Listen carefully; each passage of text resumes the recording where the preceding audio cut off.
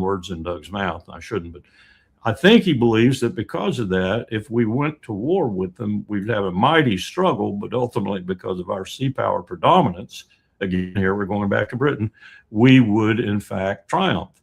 I don't think that's true.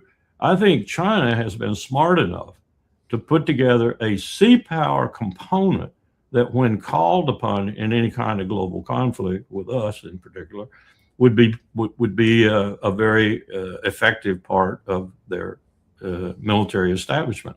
One of the reasons I say that is because they have the biggest deep sea fishing fleet in the world, over 6,000 ships in it. Many of those ships are armed.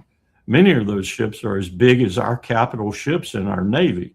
So if you see their fishing, deep sea fishing fleet lined up in the South China Sea, for example, it extends all the way from Harbin, the island, all the way up to roughly the other end of China.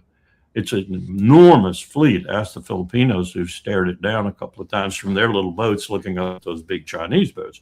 So they do have a maritime component, and they do have the ability to go to the sea, and they do have now, they're building more submarines, they're building an aircraft carrier, other things. I think that's a mistake for them.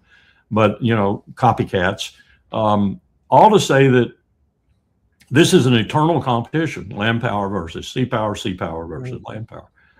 It's on again.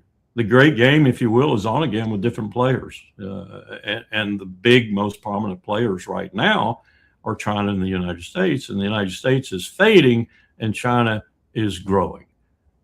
That's so controlling Strait of Hormuz seems like that a bit of a mini Thucydides trap, that last fight to seemingly maintain sea power. And if that's the way they're thinking,